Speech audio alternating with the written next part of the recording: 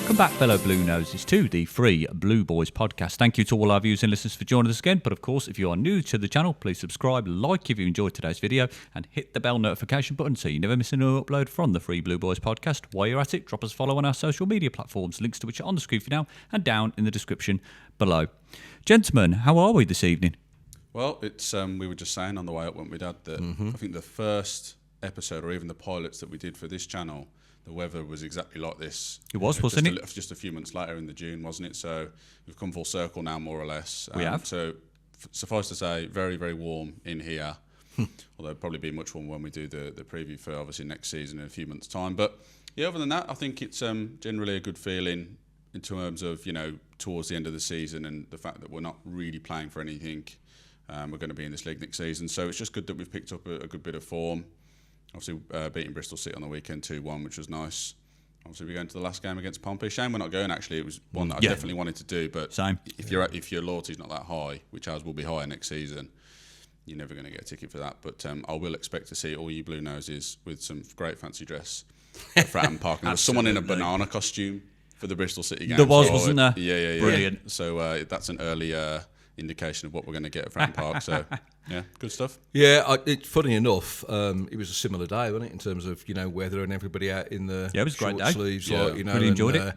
Beers outside and having a chat with various people on and off, wasn't it? You know, Yeah. I think it just, you know, enhanced the atmosphere. Obviously, winning the game, you know, contributes towards that. But it's just good to have the sun out, isn't it? You know, and you showed me a clip today of the Mansfield game, didn't you? From last season. 1 year ago today. So this being recorded on the Monday. Yeah, it was a fantastic day, wasn't it? it was, and the weather was very similar as well. So yeah, I mean, in terms of the time of year that we're at now, this is when you can kind of, you know, turn up and, you know, not get pissed on and not feel freezing cold. Although I was freezing cold at the Preston match. Yeah, that was really weird how that happened, didn't it? Freezing cold there, and 3 days later? Yeah, I mean, I turned up in a long sleeve 405 goalkeeping top. you did. Which is a very nice shirt, by the way. It is. And as soon as I got there, I was like, I've made a mistake.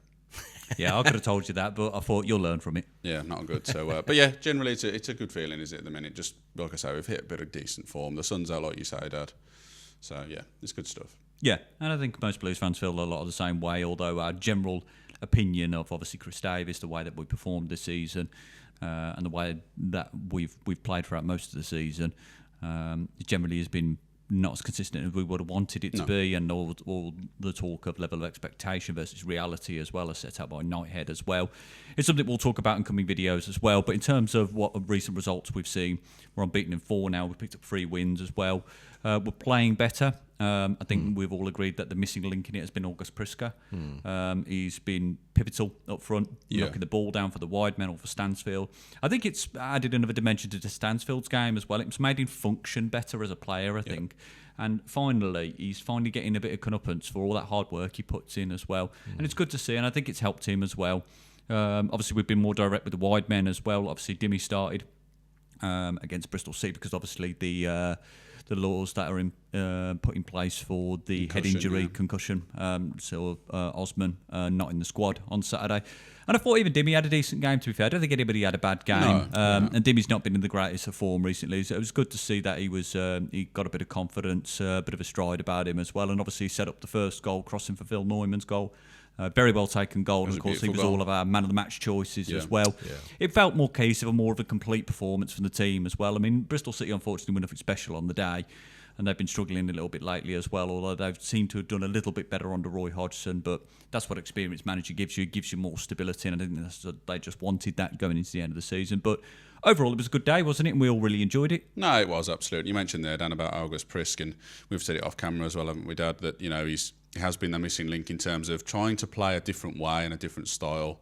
And we said earlier in the season, even with Lyndon Dykes, that maybe he could do that job. I think August Prisk is better with the ball at his feet. He's younger. I think so, definitely. He's got a little bit more money in him, obviously, with resale value and that sort of thing at some point. But, you know, with him in there, it's enabled us to play a different way. And I feel like the hand's been forced to play another way because results weren't going for us and the pressure was really mounting on Chris Davis.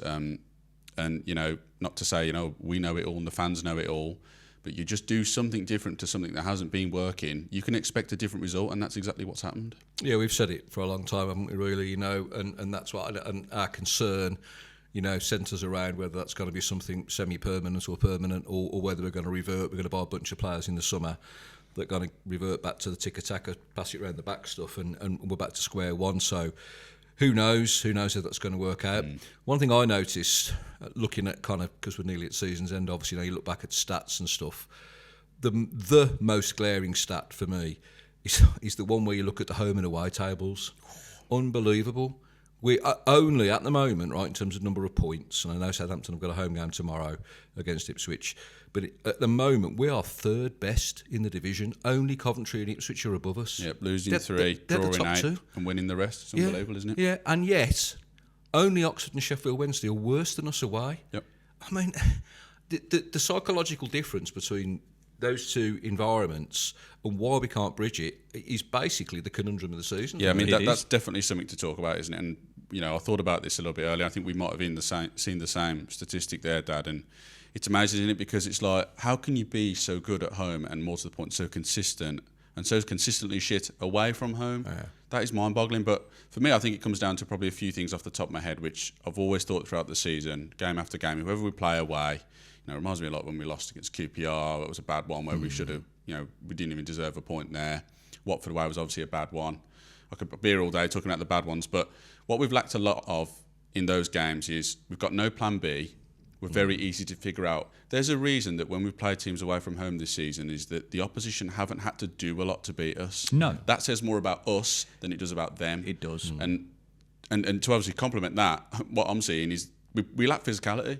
We go away from home and we just get torn through in the middle and we're nowhere near the ball. I mean, when Paken and Iwata are in there, and obviously John Solis helped solidify it a little bit in January when he came in, they just turn through us and we've got no backup in front of the back four or back five or whoever we set up. That's the reason I think we've not been picking up points. I mean, there's probably a bunch of other things that go into it. As the season goes on, it's more of a psychological mindset that the players obviously go away from home thinking, they know subconsciously that we haven't been picking up points away. So I think that's a contributing factor. But for me, those are the two things. And obviously, we'll talk about it in another video, but those are the areas I think for me we've got to strengthen. Whereas, we need a plan B, a particular way of playing away to pick up points going into the next season. And we have to be more physical. We have to be more competitive. And because we haven't done that, and we have done that at home, and that's, I think, the reason we have been picking up points. You've got the home crowd, the home advantage, whatever you want to call it. But away, we seem pretty scared. We do. We seem like we don't really want to put a foot in. Yeah. We don't compete for the first ball to net line, the second balls as well, which has been an issue, like you say, more of the way than it has been home this season, Joe. And when Paken and Iwata play together, because they don't really seem to have defined roles, they don't seem to be able to compete for the ball in the middle, neither of them do. Paken does it a little bit more than Iwata, but Iwata seems to be completely absent. John Solis, like you say, has helped solidify it a little bit, but we just need that still competitive edge more in the middle. Yeah. And I know there's a particular player as well that you've talked about in the past, and me and Dad have as well, where we feel that would change things. But I think that needs to be the main focal point, maybe the close season, and we are going to get into more of where we feel that areas could be strengthened in our end of season review podcast for next week, following the Portsmouth game at the weekend. So we'll talk about it more then. Yeah. But I think that's probably going to be the key area, really, because you look at other teams in this division and the way that they play, they're strong in the middle, they compete, they play the ball, and it contributes to their systems and how they work. I mean, look how well Middlesbrough played against us. Yeah. Probably the best footballing side I've seen in this division, but they competed in the middle. I think just the best team all round, because the they best can play team all football, round, definitely. But they competed, like you said. Absolutely, they do. Both. And that showed the difference between the two teams. Davis, in his ignorance, for whatever reason, felt that we could match them on as a footballing side. It was never going to happen. Coventry gave you a blueprint, as I mentioned before, numerous videos as well as post-match reactions. Play over the top of the press, but he didn't want to do that. He thought he was too good and knew too well to try and play against a good footballing side of Middlesbrough, and it didn't work because we don't have the strength in the middle, and we don't have the players that have the ability to play at that level with that quality of football. It just doesn't happen. And that's an area, that key area that needs to be strengthened, I think, in the summer. Potentially another area as well, and this is something we've talked about back and forth, even though I think he has improved his game, is James Beadle. Although I do get the feeling the club are going to try and sign him on a permanent. I do. So. That all the indicators seem to point to that towards me. But I would rather settle more for an experienced Championship goalkeeper, one that's had ideal experience of getting promoted out of the division as well, maybe a little bit of Premier League experience in there as well, because at the end of the day, Knighthead aren't afraid to spend the bucks. No. So let's take advantage of that and let's get somebody established. I wouldn't be averse to having James Biddle as an understudy. But the problem is, you know as well as I do, as a young upcoming player, you don't want to be an understudy. You want to be playing in the first team. So it's that balance, really. And I think it appears to me that Davis is very much a fan of Beatles as well, which is a contributing factor as well. And this does also lean into me as well, as unfortunately, this might mean we see the departure of Ryan Allsop, which will be a real shame for me, because I think his experience, his charisma, how he is in the team as well. He's clearly a charismatic character that's loved by his teammates. And I think that just helps the ethos of the club. It'd be good to see him stay, but that may well change in the summer. But those are the two areas, and also from a goalkeeping perspective as well, it's distribution. How many times have we seen Beatles balls just go out? As I said, they have got a little bit better, but how many times have they just sailed over the header of either Osman or Carlos Vicente? And it's too many, and it's happening too often. He either needs to improve if he's going to be signed on a permanent under Davis, and all indication would seem that Davis is going to stay on as manager in the new season, or we need to look at a replacement, and a better one at that. If you'd like to sponsor the Free Blue Boys podcast, you can get in touch via our social media platform or via our email address. Thanks very much. Now back to the podcast. Yeah, I agree. Yeah, goalkeeping you obviously mentioned there, Dan. That's a massive one, and we've talked a lot, haven't we, about centre midfield, because obviously wingers we strengthened a lot, didn't we, Dad, in January. Obviously brought Solace in the middle there, as you say, Dan. I think we're all in agreement, and you said this off camera, Dad, haven't you, about having a proper centre midfielder and really a proper 10. Obviously, we've got Jane there at the minute and Prisk in the 9. But I think those are the two areas you really hit home as where we need to improve.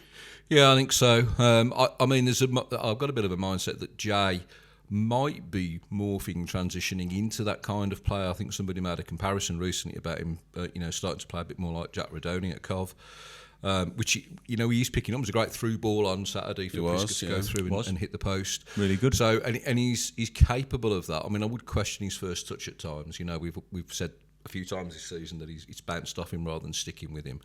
But I don't know. I think maybe he's maturing as a player, maturing as an individual, and it might be that he doesn't score 20 goals anymore, that he's going to get kind of between 10 and 15, but he's going to create another 10. Yeah. That could be where he sits, and I guess we see how that evolves. But nonetheless, we probably do need backup in that area anyway. I would also like to see yet more physicality up front. August is doing a good job. He's going well in development. He wants to do more. And as one of our commenters, I think it was Robin, commented about... he had a slow start at Gardens as well when he was playing there.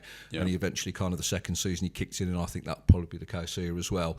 But I'd like somebody who could be a bit versatile. Maybe somebody who could play up centre forward, but also on either of the wings. I mean, Brandon Thomas Asante would be somebody that I would be thinking about. I don't think that Cov would be taking him with them, and I think that's probably true of quite a few of their players. They're probably doing to upgrade quite a bit. I would agree. But he has got a decent number of goals this season he's been injured a lot this season as well.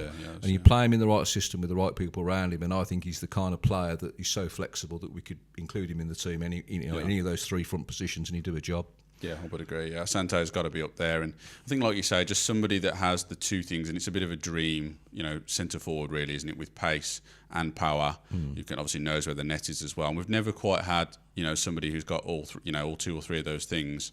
Just to throw it into the mix, we've obviously said it in some of the post-match reactions we've done before. No, I have.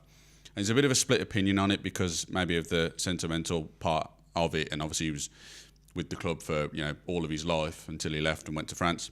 But it's Jordan James. I'd love to see him come back to the club and away from any sentimental aspect of it. Obviously, that is nice, but he's produced some fantastic performances this season. And to back it up, he scored, 11 goals? Yeah. And he's got a bunch of assists in a Leicester team that has got quality and have also been relegated. Yeah. For me, that's somebody, and he's still young, we've got to go after. He's got there's no way he's going to go down and play League One football. No. Not with a player of his quality.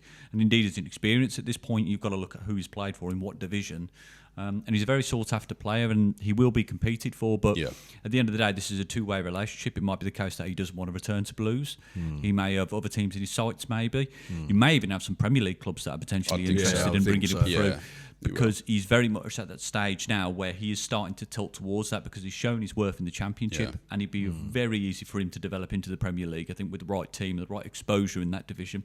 But I agree, Joe, it's got to be somebody we're going after, and if not, somebody the equivalent of Jordan James, because we've got to have that competitive edge in the middle.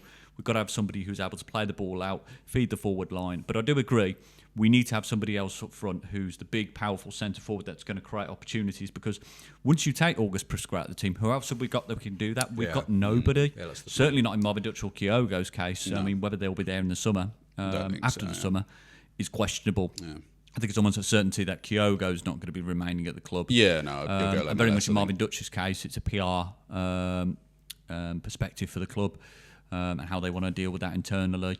I think one of our regular viewers did say that I was saying about wanting Marvin Dutch out of the club. What I did say is that it's club's decision, not our decision. It's never going to be our decision at the end of the day, is it? No. So just to clarify on that was very much my standpoint on that it's an internal matter for the club. But either way, he's not that kind of player anyway. He does remain at the club. So I think those are the areas I think that we can agree unanimously. And I think most Blues fans would be in agreement. Those are the areas we've got to strengthen. Certainly in the middle, probably another big man up top, and certainly a more experience as a goalkeeper and somebody with better distribution qualities as well. Yeah, I would agree. With that, yeah. So that takes us into Saturday's game, penultimate one, Indeed. or rather the final one. I just had the penultimate one against Bristol City. But yeah, back at Fratton Park. When was the last time we actually played Portsmouth in the league? Does anyone actually It was a while ago, wasn't it? I feel like it might have been sometime in the 15-16 season. Did they came up when we went down? Is that what happened? I think they I did. think it did. Yeah, Then they got so promoted kind the of season we switched. were relegated to League One. Yeah, but before then, Don't know. Had a few good games against them down the years, like in the Premier League. The fucking FA Cup quarter final, wasn't it? The 1 year when we should have won that game. Yeah, that was a golden opportunity, because I think the path to get there was actually favourable. Yeah. So I mean, obviously they went on there. So yeah, obviously we go back there, and Kesh Anderson is injured, isn't he, for this one? So he is. He won't be playing against his former club. Obviously he's a bit of a a bit split down the middle, isn't he, Kesh Anderson, since he left, and the infamous interview and such like. Yeah, of course. But yeah, Portsmouth, obviously, they're pretty much the informed team at the minute, maybe just behind Southampton, aren't they? Yeah. What I will say about them, because of being the reverse fixture, obviously we beat them 4-0 at our place. They're not so good at home. They've only picked up 7 points out of a possible 18, and they currently sit 17th. Obviously, they've survived. There was a long period there where I thought that they were going to be the ones to go down. I mean, even Blackburn and such like, and even Albion at one point, but obviously they've got enough in there. Somebody I've been really impressed with them is Colburn. Sorry, I think he's really Colby Bishop. When we're talking about, I was talking about at Millwall, wasn't I? Yeah. Colby Bishop. Every time I watched him, and we watched a few of their games in the last few weeks, he's a proper centre forward for me. He's a particularly in that type of team as well. At Portsmouth, they've got they can play a little bit, but they tend to go a bit more. Aerial duels, and that's the kind of they're more of a presence direct team. Yeah, that's the kind of thing that they are, and he's a massive contributor to that. So he's going to be somebody to watch out for. Obviously, we've got a pretty solid centre-half pairing at the minute with Neumann and Clara, who obviously with Neumann, our percentage and win rate is much, much better. So I expect that those two will be able to deal with him, but I think it will be a battle for them and a test. I think it will be. I think so it will as be well. An important one. I think that they've been amazing recently, to tell you the truth, because they won away at Borough and they beat Ipswich at home, didn't concede in either game. I mean, the Borough result was Borough probably should have won that about 6-0, but that's what happens when you don't take your chances. Absolutely. But they've been on a fine run of form, and that's what's got them out of trouble. And unlike Oxford, who probably peaked too soon, they hit form at the right time to kind of clear them out of trouble. John Messina, the manager's done a great job there again. Another season where they've come up and eventually held their own. They did it last season, first season up from League One, and you have to give them a lot of credit for that. More recently, one of their recent signings, I think, I don't know if it was January or the summer, but Adrian Segacic has scored a great hat-trick at the weekend just gone. He's the leading scorer with 10 goals now. Yeah. And he looks a bit of a find, actually, because he's still a youngish bloke. I'm sure he's early 20s kind of thing, And when you ally him alongside Josh Murphy, Jacob Murphy's brother, who's been out injured for quite a long time, he's a great supply line for him out there. Doesn't score many, but creates a lot. I think he's got 6 or 7 assists. Yeah, 7 assists, yeah. So it's going to be a battle. It's going to be another attritional kind of game where, we're going to have to defend, put our bodies on the line, head a lot of balls, as you just said, with Colby Bishop kind of being the focal point. One were capable of winning because they seem to struggle against counter-attacks and a little bit of wing play. So if we use our strengths there, and hopefully Aussie is available again, we could get another positive result. Yeah, I think so. Yeah, it's like you say, it'll be a test, and there are areas we can hurt them there. And my fear is that it's not very much a Blues way and a Chris Davis way, but where the players' head's going to be at, not just for us but also for them. You know, because it's the last game. You know, both teams got nothing to play for. No. You know, their heads are going to be elsewhere. So that I'm not too sure about. I mean, for the fans, it should be a great atmosphere. It's a party atmosphere. They've stayed up. We've stayed up and also not gone up. So it should be a fun one. But yeah, obviously I think we can hurt them in certain areas. And Prisk, I think, could be vital to that. And I don't actually think, obviously we'll get to Loms, we have to change that much for me. No, I wouldn't actually need to change that much. Not with the way we've been playing recently. We've been positive in the way that we moved the ball forward. Prisk has been pivotal to that, like you say, Joe. And just on touching on what you were mentioning there, Dad, with the vulnerability to through balls, we're going to be more direct than we should be with Osman and Vicente. But it's an argument to say, and it's a shame because he's been out of the team recently, having signed permanently for us, it's Paddy Roberts. Yeah. Because he plays some very good through balls, and that's where we could hurt them. Do we start off with that, or do we go more direct and then change it up if it's not working? I mean, we know Davis's reluctancy to change things up. It's all having a plan B and just against plan A. But I think that's maybe where this could be a real game for Paddy Roberts and to finish on a high at the end of the season, slotting people like Priska through, Stansfield. But Stansfield, like you say, he's started to add another dimension to his game because of the way Priska's playing off him, in that he's been able to play people through. So we might see that as well. But those are the key areas I think we're going to be able to hurt them as well. They're going to be up for it, like you say, Joe, because they've stayed up. They're going to be enjoying the day, so both teams are going to be playing with some freedom. So I think it'll be an interesting game, actually, probably more so than we think a game would be that had nothing on it. And I think really the only motivation for me, or at least it should be for the players as well, is that Norwich are playing Hull City, who have got it all to play for to get into the playoffs as well. They potentially may not get a result there, so it would enable us to leapfrog them into 9th. I mean, I know that's not really anything to brag about in the game of the season. I need that though, because I predicted 9th. Yeah. Well, I was going to about to say that because you predicted 9th as well. So what a prediction that would be, and to clinch that on the last game of the season, would be great. As much as 9th's nothing really to get excited about. Is there a surprise in that, guys, or anything? Because if I get it right, are you guys gonna? We'll get you some sort of reward for your prediction. We'll get you something. Yeah. I think you find something. Oh, the barbecue sauce, because we won the gift bag on Saturday, didn't we? Yeah, we did. Yeah. So if Will's watching, we still need our bag, please, Will. Yeah, please, mate. Send it whenever you're ready, mate. Cheers. Yeah. Okay. I mean, you're still in the race for it because we could potentially get 12th. Well, if we lose, we could end up in 12th. Yeah. So it's me versus you now. Dan, I'm afraid, is out the running. You're a goner, man. Yeah. Committed the crime of being too optimistic and positive. You can't do that as a Blues fan. It's just but the Nighthead rubbed off on me there, didn't it? It's forbidden. Yeah, you became Tom Wagner for a bit. I did. How's it going, fellow Blues fans? Hope you're enjoying the channel so far and liking today's video. I wanted to take a minute of your time to talk about our sponsor, Bangla Lounge Indian Cuisine. For these three Blue boys, Bangla Lounge has been the go-to choice to enjoy the very finest in Indian cuisine for over a decade now. Made with the freshest ingredients using authentic recipes, Bangla Lounge produces some of the best Indian cuisine that I've ever tasted. And if you enjoy takeaway at the end of the week, the orders for collection and delivery with a 15% discount, ordering direct through the website. If you enjoy a sit-down meal, you can enjoy this for a 2-for-1 offer, running up for Sunday to Thursday every week on main courses. Or if you're celebrating a special occasion, such as a birthday, Bangla Lounge offers a buffet restaurant every Sunday, running from 5:30pm to 10pm. So if you like a tasty curry or a sizzling tandoori, get yourself down to Bangla Lounge Hell's Owing. Links in the description below of our video. And if you would like to fine dine after a win in the B9. Thanks very much. Now back to the podcast. I think as terms of lineups, I wouldn't change much. Maybe I would put Ozzy in for Gray. Only because he scares people, that bloke. Yeah, he does. He really does. Proper out-and-out winger, isn't he? Yeah, I mean, those first 20 minutes against Preston, he just took the piss. He really I'd love to sign Ozzy. It'd be a big fee. Yeah. But I will say that now. Yeah, I agree with you. And I think, I'm sure they'll be looking at it, but he'll have other options when abroad and here as well. So, but I wouldn't change the team that much. I think, I've been impressed with Bright as well recently. I was going to say about that, Yeah, he's solid defensively, and he's been asked to play that role so that he his runs don't completely interfere with those as Vicente, who's always looking for a cross, always looking forward, and does some great defensive work himself, to be fair.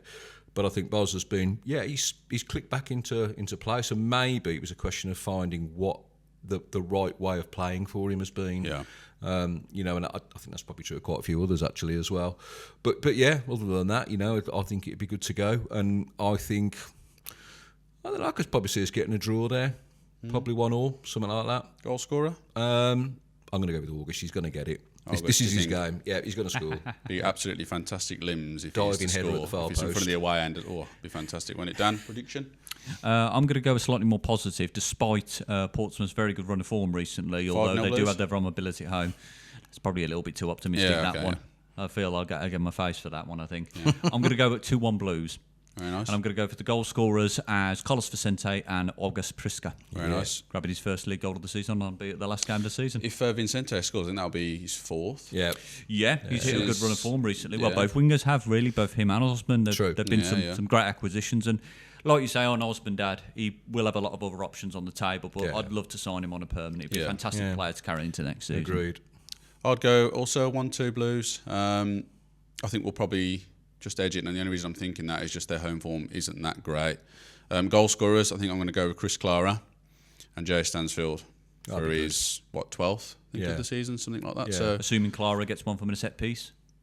That'd be a volley from 50 yards. I think if Jay scores, it'd make him leading league goal scorer then, wouldn't it? With 11. Yeah, I think so. Yeah, because Dutch is on 8 or 9. No, he's on 10. They're both tied on 10 league goals at the minute. Okay. So Jay's got to score and one to go for us. Yeah, that's it. Yeah.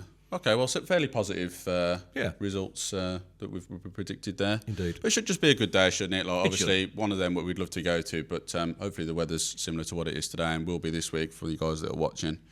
But yeah, should be a good one. Yeah, looking forward to it. Yeah. Like you say, both teams, albeit nothing to play for, be more relaxed and just to enjoy the day, really, to be fair, and see this bit of a season out.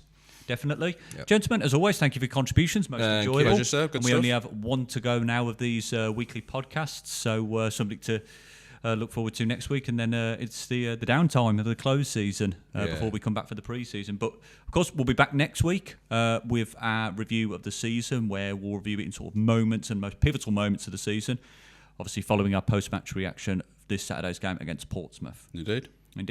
And of course, as always, Blues fans, please join us for our post-match reaction this Saturday following our last game of the season away to Portsmouth at Fratton Park, of course, 12:30 kickoff, as it is with all the other fixtures. Let us know your starting 11 for the final game of the season and score prediction and goal scorers.